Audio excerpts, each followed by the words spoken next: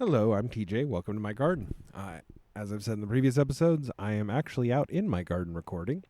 And today we're going to do a whole lot about corn, part two. I'm going to talk about the hybrids because I didn't really get to that last time. I ended with the land races. A land race, as I said in the last episode, is any variety that's basically developed in a region over time. It's not intentionally bred, although they can be, but mostly it's just the product of saving the seeds you like every year over and over and over and over again until you develop a variety that is very specifically geared towards your land.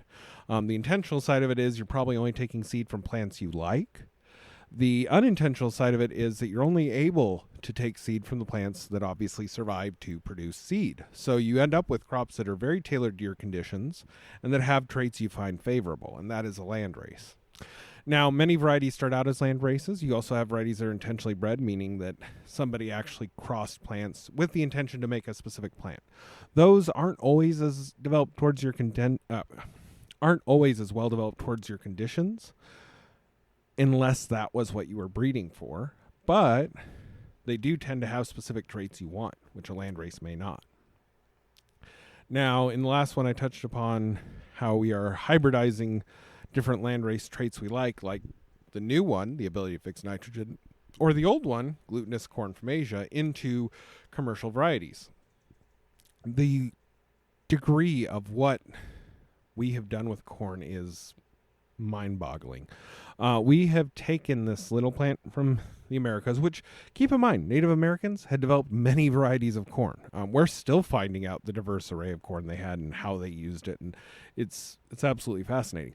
But we've taken that and expanded it even more, right? In the last one, I touched upon how we got super sweet corns and all that kind of stuff.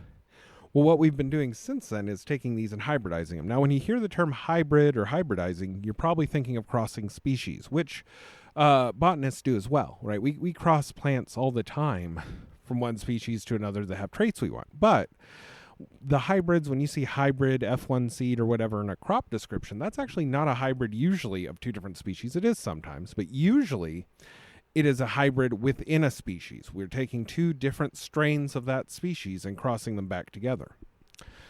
Now, it's called a hybrid because those strains are usually isolated inbred populations that we bred to have a specific trait. So let's say you want to have a shorter corn that is a sweet corn. You have this really cool variety of short corn that's nice and low to the ground. Then you have this really, really sweet, great variety of sweet corn.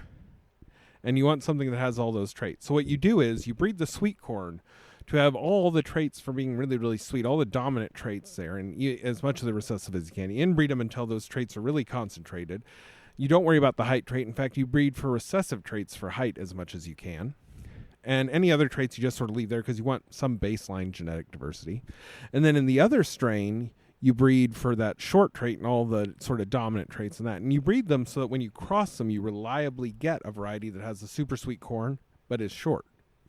And once you've perfected that, once you bred those two strains so that every time you cross them, you get that perfect crop, then you just maintain those two strains and continually crossbreed them, and you sell that seed. And that is the hybrid seed you buy in a store. There's some more complexities to it than that. They use different genetic techniques and stuff because genes aren't always strictly Mendelian, meaning that you have a dominant and a recessive gene for every trait. That's not always the case. Sometimes you have more complex series of genes that interact to create traits. We also use the term hybrid when we refer to a lot of our seedless varieties, and those are another animal because those you're taking a variety that has the normal set of genes, and then you're taking a variety where they've managed to double the genes in that variety, and you're crossing it back to the original, so you end up with a plant that has a complete set of genes and then a broken half set of genes, a triploid plant, right? It has three genes, two of which combine, one doesn't. And because that one isn't, it actually, we found, has an effect on seed production, namely it prevents it from producing seed.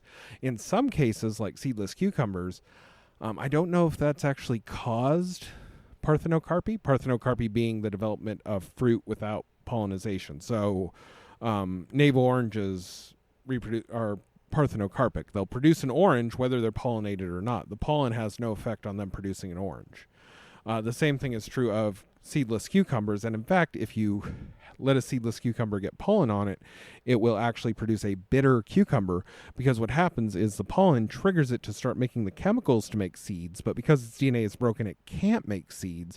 And so when it's developing the fruit, it just leaves a lot of these slightly toxic, but mostly just bitter and unpleasant chemicals in the cucumber. And they're more distributed through it rather than being concentrated in the seed coat like they naturally would be. So when we create those kinds of hybrids, it's a little more genetically complex than normal, but a lot of the same principles apply. You're still breeding two strains for traits you really like, and you're breeding them in such a way that when they cross, they will reliably produce the same offspring. And a lot of our favorite, plants are hybrids. I mean, Sweet Millions tomatoes. I think Sun Gold is also a hybrid. And in the case of corn, it's the source of every joke about all the weirdly named corn varieties you've ever heard in your life comes from, because we've created so many hybrids of corn that when you drive through the Midwest and you see all the signs saying what crop this is or what crop that is, it's like, this is, Sweet 275, this is Sweet 278, this is Sweet 279. We've created tons and tons of hybrids, not just for big traits, but for little traits. We've created hybrids that'll grow in just these soil conditions, or just those, require just this much water, just that. We've created hybrids that are sweet, super sweet, sweetness extender, combinations of them, gummy varieties that will produce thickeners. And a lot of this has to do with the biofuels industry. We grow a lot of varieties that are tailored to being then turned into biofuel. Some of these are biomass. We've developed varieties of corn that you don't actually harvest for the corn at all. You're harvesting them as the stalks and stems and leaves to use as silage, which is basically just you chop that stuff up and you ferment it a little bit and you feed it to livestock. So it's being used as livestock feed primarily. It's not even being used for the corn. We have varieties that are used for different processed foods, and we've bred them to have just this set of traits or that to make them perfect for the kind of processed food they're going to become. And we also use a lot of corn to process to make different ingredients that go into processed food, like cornstarch, corn gluten, corn this, corn that, high fructose corn syrup, which is, we breed super sweet we breed fairly sweet varieties of corn, and then we take those sugars and we break them apart to get the fructose. We get the glucose, we break it down into the basically the constituent parts. We just take as much of the fructose as we can to create high fructose corn syrup. Health concerns with that being what they are, but we've created all these very specific varieties, and then anytime we get some new cool trait coming in, like the nitrogen fixing I was talking in the last one, then they try to breed those into these commercial varieties and get even more F1 hybrids. And so we've created so many hybrids of corn, they actually ran out of names. Because when you look at like hybrid tomatoes, usually they have a name. If you want to see the names of a ton of hybrid tomatoes, you can go to the Heinz Ketchup website. They actually have the 57 varieties. The 57 in Heinz 57 is actually the number of varieties of tomato that their seed company, they actually have a seed company branch that they sell.